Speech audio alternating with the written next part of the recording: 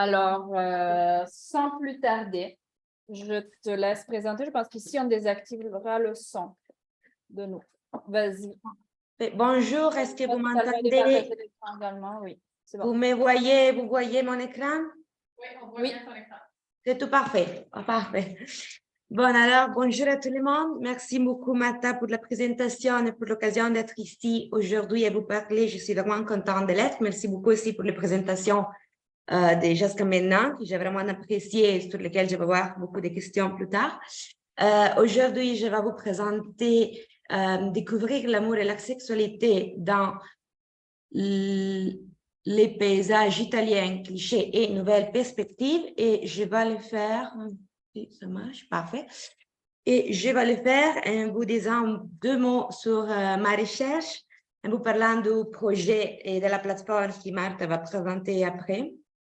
En nous demandant pourquoi il est important de parler des stéréotypes à l'écran, en vous présentant une petite vidéo qui n'est pas si petite finalement, qu'on a réalisée dans le cadre de ce projet, et en vous présentant après les clichés et une étude de cas sur la série Prisma.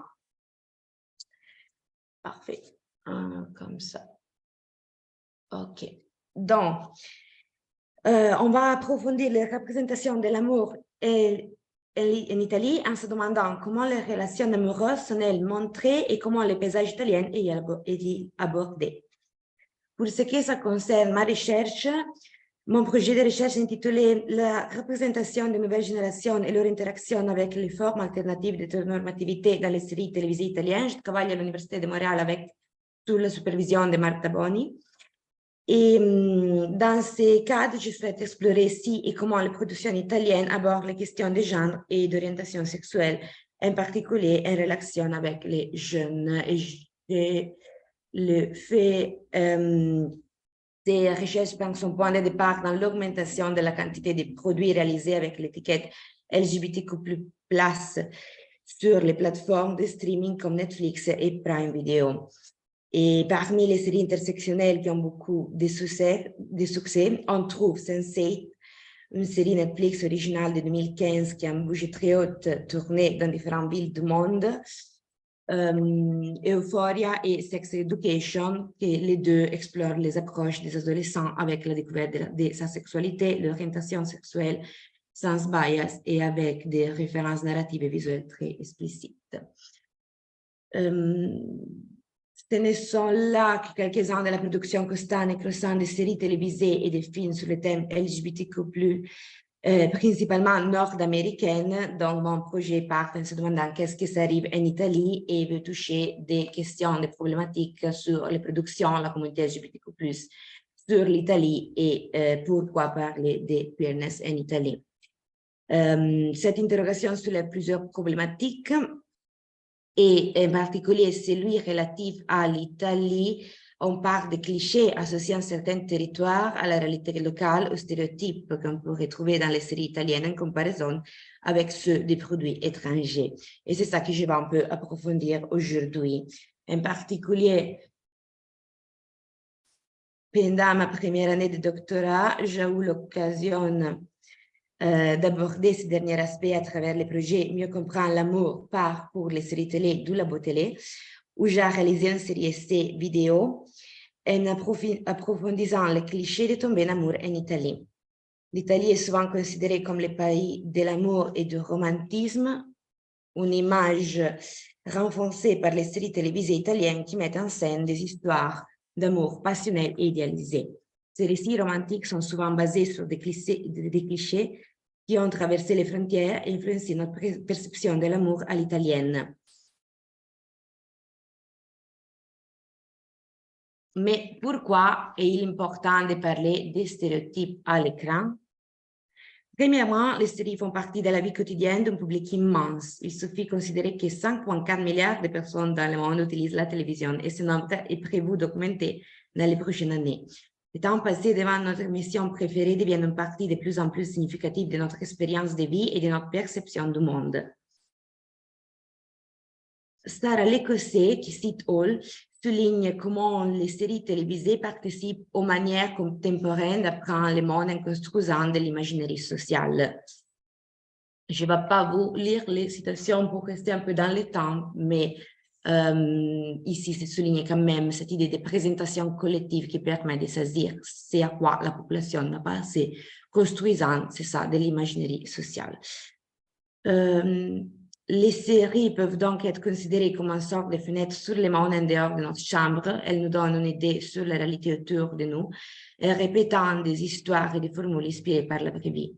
Il existera une relation d'influence réciproque entre les séries et la vie réelle, où l'un limite l'autre dans un cycle qui se répète à l'infini.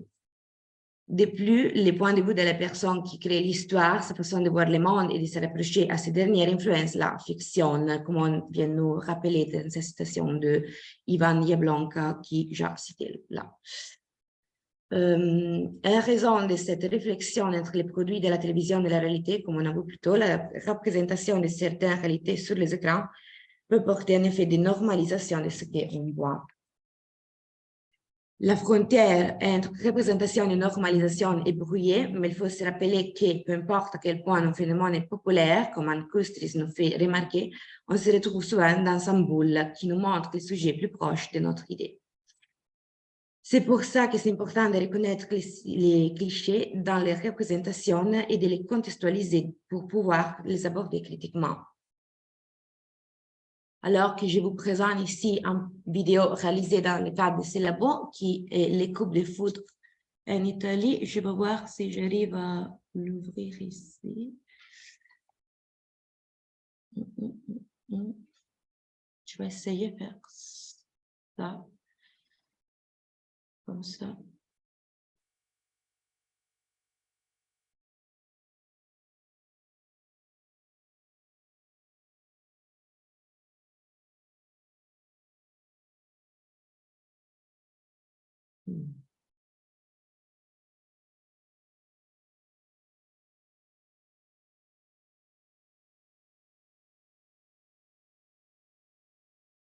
Et voilà.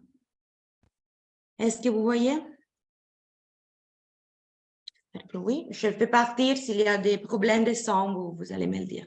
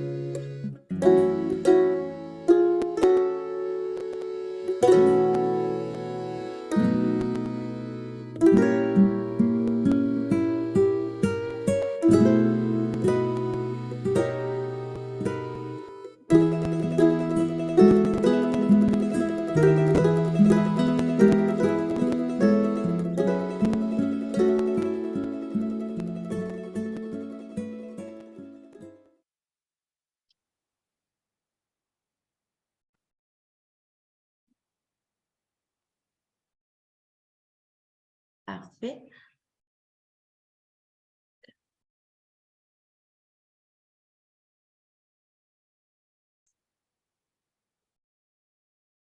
Alors, comme les vidéos en ont bien expliqué, parmi ces clichés, on trouve les longs regards d'être amoureux, qui sont des échanges intenses de regards qui se traduisent souvent en le concept de l'attraction irrésistible, la connexion entre les personnages.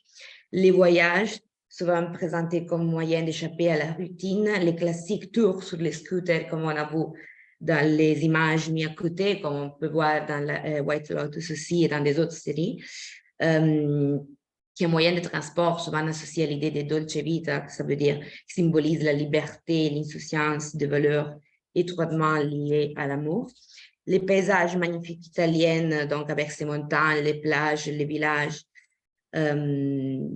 qui offrent alors un cadre idyllique pour les romances, créant une atmosphère rêveuse. Et comme on a vu, les représentations très idéalisées aussi de la sexualité. Ces représentations trouvent ses racines de la sexualité des paysages et de ces clichés, trouvent ses racines dans les concepts de locus amenus, un terme latin qui signifie littéralement lieu agréable ou lieu idyllique. Dans la littérature, le locus amenus fait référence à un endroit parfaitement beau, serein et accueillant, où l'on se sent en sécurité et chez soi comme un jardin ou un espace naturel. Dans cette vision du locus amenus, l'Italie est souvent représentée comme un paradis sur terre, un refuge où les personnages peuvent trouver du confort et se ressourcer face aux défis de la vie. Cette image idéalisée est également renforcée par la culture italienne avec ses traditions et son héritage artistique et architectural. Les séries télévisées italiennes mettent de l'avant ces éléments culturels, ajoutant ainsi une dimension supplémentaire à la représentation du locus amenus. Cependant, il est important de noter que cette représentation de l'Italie dans les séries télévisées est souvent plus belle que la réalité. Bien que l'Italie soit effectivement un pays magnifique avec des paysages à couper le souffle et une culture riche, la vie quotidienne des Italiens n'est pas toujours aussi idyllique que ce qu'on le voit à l'écran. Les séries télévisées ont tendance à embellir la réalité, créant ainsi une image fantasmée de l'Italie qui peut être déconnectée des difficultés territoriales de ces paysages et des défis auxquels les habitants sont confrontés au quotidien. Ce détail est particulièrement vrai dans la représentation de Latina, la ville où se déroule la série Prisma. Pardon, de l'autre côté. Et voilà. Ça, c'est un peu des séries qu'on a vues dans notre production. Dans notre cas, il y avait Summertime, mais dans des autres séries italiennes, on voit encore ces clichés. Et voilà, Prisma, qui nous raconte l'histoire de deux frères jumeaux qui explorent leur relation avec leur père, leur premier amour, leur sexualité et leur identité de genre. L'un d'eux, Andrea, se sent un décalage avec le monde binaire qui l'entoure et ne parvient pas à trouver sa place, tandis que Marco est montré comme un garçon timide. Grâce à Nina, qui est l'amoureuse de son petit ami, de son ex-petit ami, Andrea découvre un moyen de partager sa queerness, une manière faite de longs regards et de silence qui ne nécessite pas beaucoup de mots. Il peut être toujours plus vulnérable qu'elle et explorer son côté féminin. On pourrait dire que le combat d'Andrea consiste à trouver un équilibre entre son désir d'embrasser son identité féminine et son rôle de figure protectrice et masculine pour son frère. Ces relations deviennent également un moyen pour eux deux d'explorer leur sexualité sans question ni jugement. Il y a deux scènes de sexualité mises en évidence dans la première saison. Dans l'une, on peut voir le sexe hétéronormatif entre Marco et Carola, et dans l'autre, la représentation queer d'une scène très similaire. Les images peuvent se ressembler, mais le sens est complètement différent. Nous sommes confrontés à quelque chose de nouveau, surtout pour les spectateurs moyens. Certaines caractéristiques observées dans d'autres séries italiennes sur les clichés de l'amour en Italie reviennent, en particulier dans les cas de Marco et Carola, les voyages en scooter à travers les magnifiques paysages, la mer et la passion sont tous des éléments qui reviennent. Ainsi bien qu'offrant un point de vue innovateur, Prisma présente toujours la ville de Latina où se déroule l'histoire, soit un jour plus flatteur que la réalité. On voit nos protagonistes se déplacer à vélo dans ce long roue près de mer bleue qui en réalité n'existe pas. Alors qu'il y a une contextualisation de l'environnement et de la relation de la ville avec son passé fasciste, mais qui reste caché derrière des paysages magnifiques qui peut-être ne sont même pas là. En somme, je vous invite là à découvrir Prisma et les vidéos réalisées dans le cadre du labo sur la plateforme que ça va être lancé dans la pause. En somme, les clichés de l'amour à l'italienne dans la série télévisée peuvent être séduisants et évocateurs, mais dans sa conclusion, cette série de vidéos veut aussi soulever une question essentielle. L'amour lui-même peut-il devenir un stéréotype? On a toujours cette idée de devoir forcément rejoindre cette idée d'amour parfait montrée dans les séries et les films. Est-ce que cela ne nous donne pas plus de pression sur notre relation et les attentes qu'on a? Sur cette réflexion approfondie davantage, je vous laisse à la bibliographie et je vous remercie beaucoup.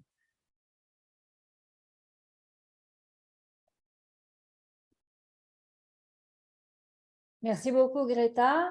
Excellent. Donc, nous en sommes au moment de discussion avec la salle. J'inviterai donc les présentatrices à venir face à la caméra. Entre-temps, préparez vos questions. Est-ce qu'il y en a déjà? Bah, déjà, Kijal, les Voilà. mots, je dirais en question pour Joël, si je peux. Oui, bien sûr. Parce que moi, je suis en train de regarder White Lotus dans ces jours.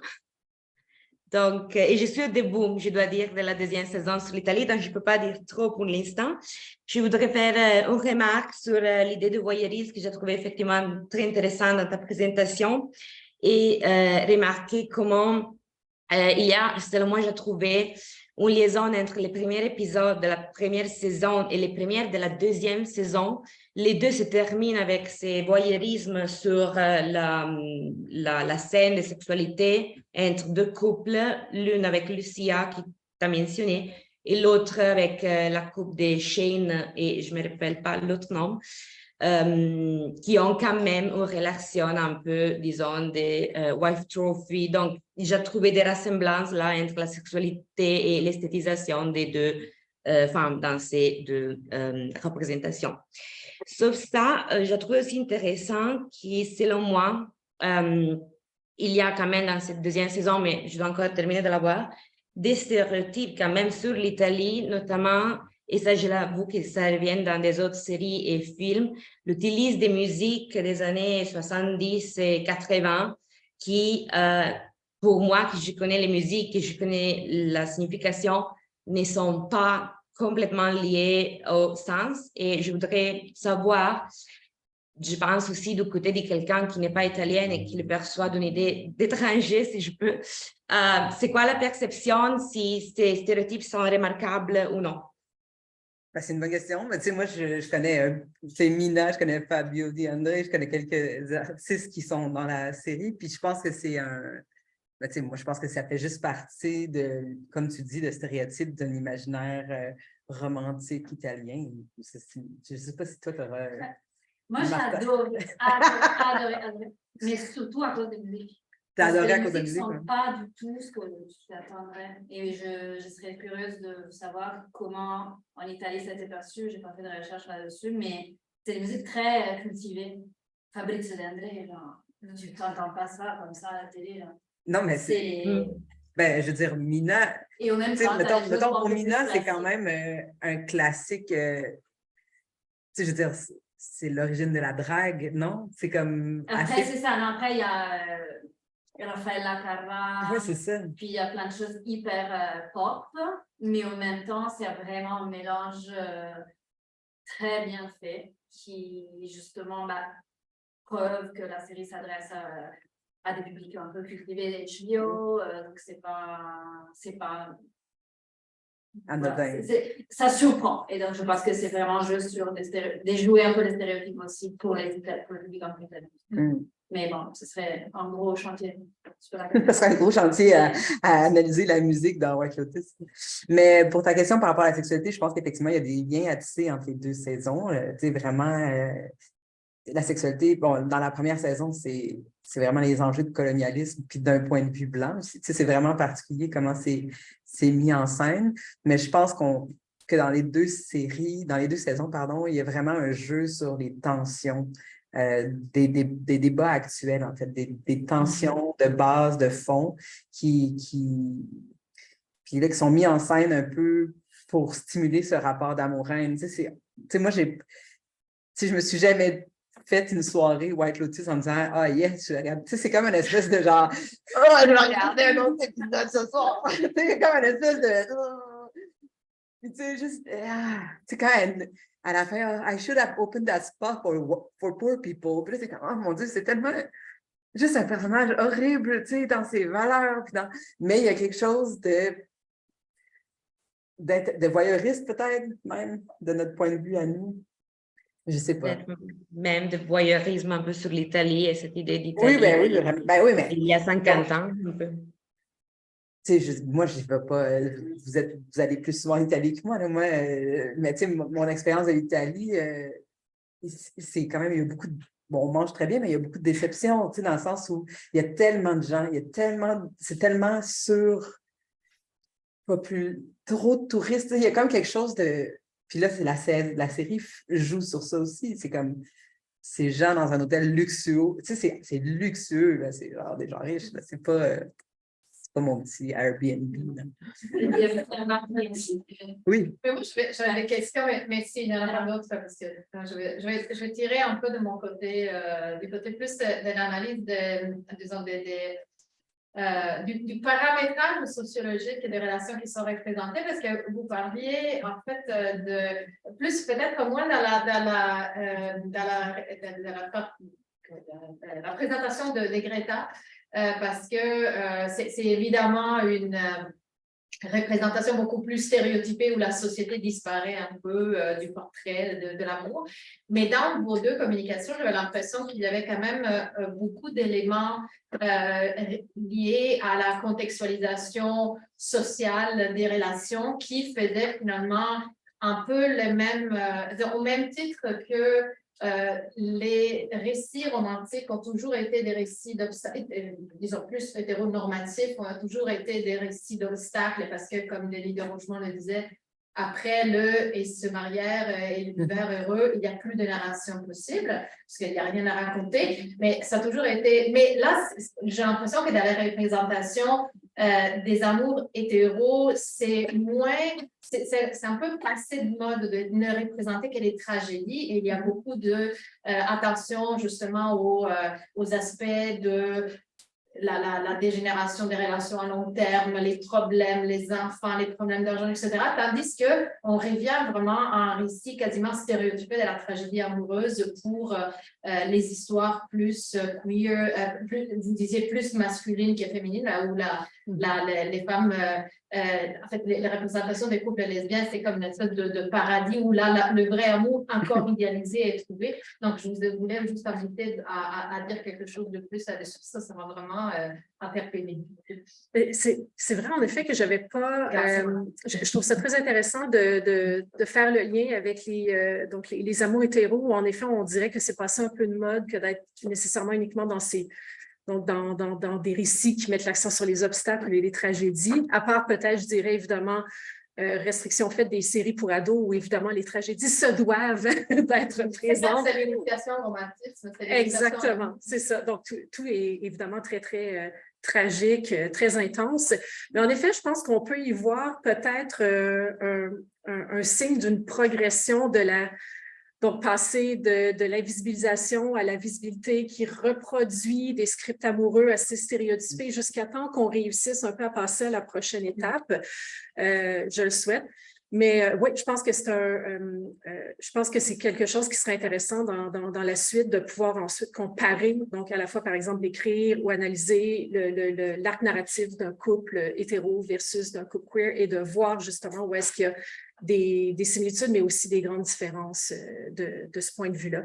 Et après, comme je disais, vraiment, ce que je trouvais intéressant pour l'instant dans mes recherches, c'est que cette tendance-là à représenter des récits amoureux très tragiques, surtout pour les hommes, ça me semblait très différent de ce qu'on nous montre dans les séries québécoises et même dans les séries américaines où on dirait que cette tendance-là à vouloir représenter ça comme étant toujours très tragique ça a été une étape qu'on a franchie. Alors, c'est loin de moi l'idée de suggérer, par exemple, qu'on est plus avancé sur cette question-là que les séries françaises, loin de là.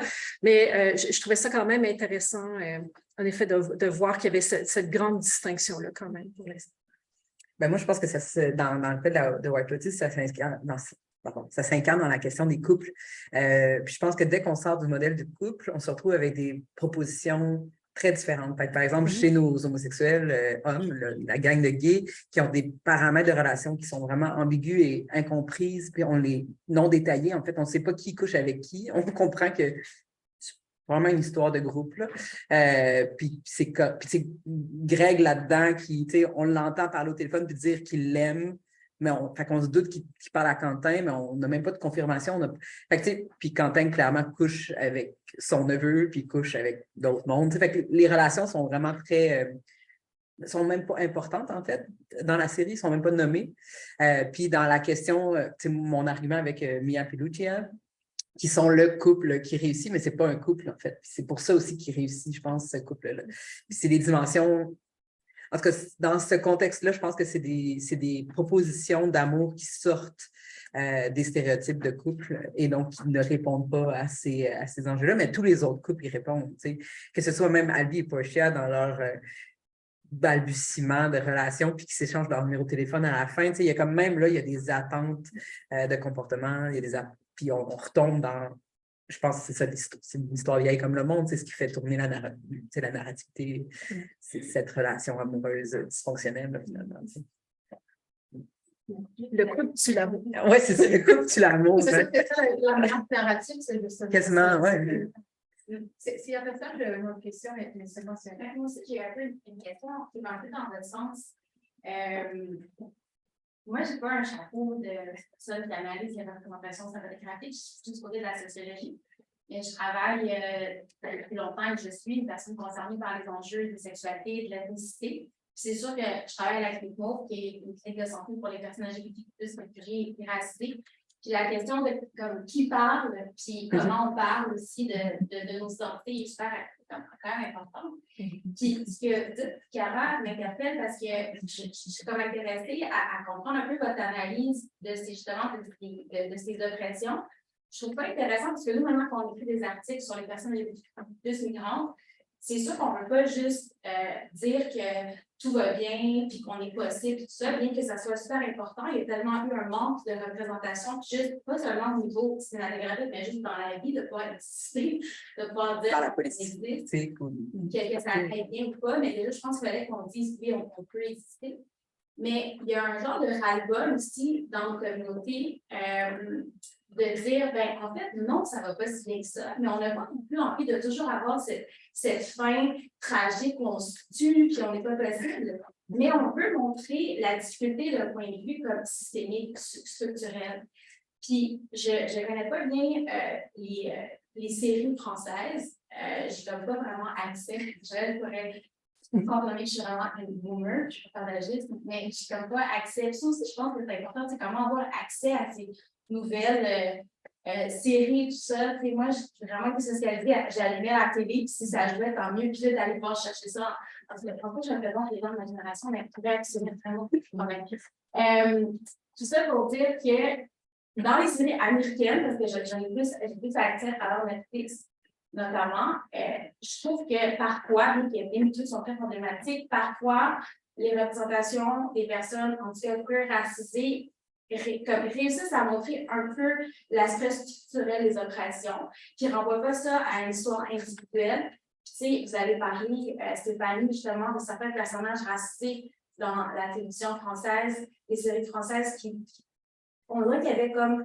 Parce que j'ai senti un effleurement de représentation intersectionnelle avec la santé mentale, l'ethnicité, la religion, mais je me questionne à savoir, dans votre perception, il est présent encore de façon très personnelle. Tu sais, c'est un enjeu qui est familial et même très stéréotypé aussi, genre culturel et tout ça. Justement, l'homme arabe qui est dans le placard. Puis en même temps, il y a façon de montrer ça, mais sans réitérer des stéréotypes culturels. Tu sais, il y a façon de dire, oui, effectivement, il y a beaucoup de personnes musulmanes, queer, qui sont dans une négociation de leur identité sexuelle plus tacite, où on ne va pas avoir le même discours sur la sexualité, par exemple, mais ce n'est pas vu comme quelque chose vraiment de problématique, c'est même plus vu comme des narrations d'émancipation, puis même de distanciation avec la norme blanche. Fait que je me questionnais ça d'avoir, parce que moi, je trouve, après, aux États-Unis, ils font de tout. Puis, tu sais, je pense avec l'exemple de GS, j'ai l'impression que pour être autiste, une des raisons pour lesquelles c'est pas vraiment tellement aimé ça, c'est parce qu'il y a comme un aspect critique aussi de la représentation, c'est qu'on rit de l'aspect de classe et tout ça. Mais au niveau de la France, je suis vraiment curieuse à savoir si leur analyse des identités queer, notamment racisées, est structurelle, en fait, ou si ça devient quelque chose de très personnel. C'est une excellente question. Puis, j'aimerais juste rebondir très rapidement sur ce que vous avez dit précédemment par rapport l'ambivalence qu'on peut avoir concernant le type de récit qu'on devrait valoriser. Donc, c'est savoir, on ne veut pas non plus uniquement des récits où tout va bien et on nie donc les enjeux de marginalisation. D'un autre côté, on ne veut pas non plus on ne veut pas non plus montrer tout le temps que les choses vont mal. Ça, c'est une question qui est récurrente quand on fait des recherches sur des vastes corpus. Puis, en effet, à ce sujet-là, pour moi, c'est clair qu'il n'y a pas une des deux solutions qui règle le problème. Donc, souvent, l'enjeu, c'est qu'il y a un manque de représentation et les représentations tendent à avoir un peu le même genre d'orientation narrative. Et de ce fait-là, la reproduction crée le stéréotype. Alors, c'est clair que quand on parle de groupes qui sont marginalisés, oui, évidemment, on veut montrer les enjeux structurels, mais on veut montrer aussi qu'il y a des possibilités d'accomplissement, il y a des possibilités, évidemment, d'accès au bonheur. Et c'est là que, pour l'instant, j'ai l'impression qu'il y a un manque de diversité dans les récits qu'on nous propose.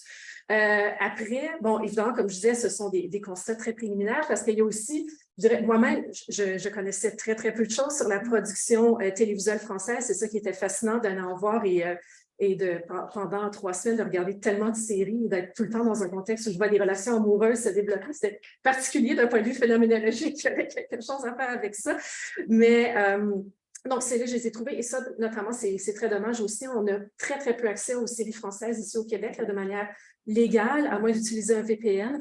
Même moi, pour avoir parlé, j'ai montré quelques extraits de Scam France à mes étudiants qui applaudissaient, trouvaient ça génial, disaient « Ouais, est-ce qu'on peut trouver ça? » On ne les a pas. Il faudrait que tout.tv se réveille à un moment donné et distribue cette série-là ici, ça serait génial. Mais donc, après, de ce que j'ai regardé, comme même si je vais devoir en discuter avec mes collègues, parce qu'il y avait certaines choses aussi du point de vue des différences culturelles qui m'échappaient. Il y a notamment beaucoup de l'utilisation d'un vocabulaire qui est très différent de ce qu'on utiliserait ici, des mots qui, vraiment, moi, je trouvais que parfois on était souvent parce que pour moi, j'interprétais en tant que Québécoise comme du slut shaming dans bien des situations ou des termes, je disais, mon Dieu, mais c'est raciste, c'est ce terme-là, puis on me disait, non, mais nous, en France, c'est pas comme ça exactement qu'on l'interpréterait.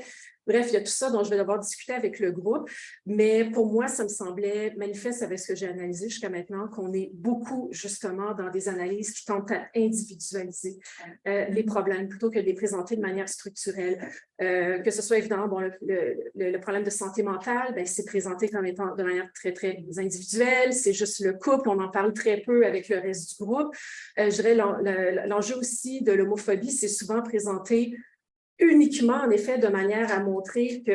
Moi, ce que j'ai perçu dans certaines séries, c'est qu'on en vient presque à considérer qu'on est dans une société où, donc par exemple en France, où l'homophobie n'existe plus vraiment, à part au sein des communautés arabo-musulmanes. Et là, ça devient un problème, en effet, de présenter les choses de cette façon-là. Et surtout que les récits, comme on est souvent aussi dans les personnages secondaires, les récits ne permettent pas ensuite vraiment d'explorer. C'est juste de dire, ah ben oui, c'est pas facile, puis oui, ben il va se marier, même si ça ne tente pas, parce que dans la famille, ça passe pas. Donc, mais en même temps, comme je dis, ça intéresse. Nous, ici, il n'y a pas du tout ou très, très peu de réflexion, je dirais, intersectionnelle là, sur la diversité sexuelle et de genre. Mais voilà. Mais et ça, de manière, ça montre ça, par contre, c'est transnational parce qu'on a le même, même si les récits diffèrent sur certains points, dans les séries, que ce soit états-uniennes, québécoises, il y a vraiment une tendance à toujours personnaliser les enjeux et avoir beaucoup de difficultés à représenter les problèmes de manière structurelle. Même quand il va être question d'homophobie ou de transphobie, Le problème, c'est quelqu'un, c'est pas la société. Donc, c'est souvent ce qu'on va nous représenter, malheureusement. Merci beaucoup. On va devoir s'arrêter là parce que ensuite nous avons un gros panel. Merci beaucoup à vous trois. Et donc, on se revoit à 10h45 pour le prochain panel.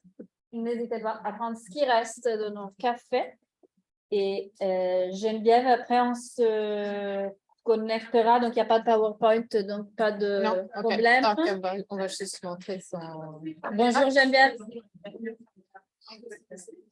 Bonjour, bonjour. Bonjour.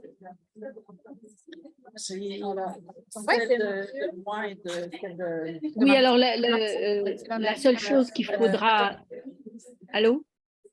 Oui, il y a beaucoup de bruit dans la salle. Je n'entends pas super bien. Je te laisse Oui. Je voulais dire que la seule chose que je souhaite, c'est que la bibliographie et le corpus que je t'ai envoyé ce matin. Oui, je peux la mettre à l'écran. Effectivement. Oui, oui. Vous l'envoyez, je vais l'envoyer par mail au participant. En fait. Oui, ça serait mieux, oui. C'est plus facile. Oui, ça. oui, ça serait mieux. Oui. Excellent. OK. Donc, vous reprenez dans 10 Dans minutes, 10 c'est ça? minutes. Dans 10 OK, minutes. ça marche. Parfait. Très bien.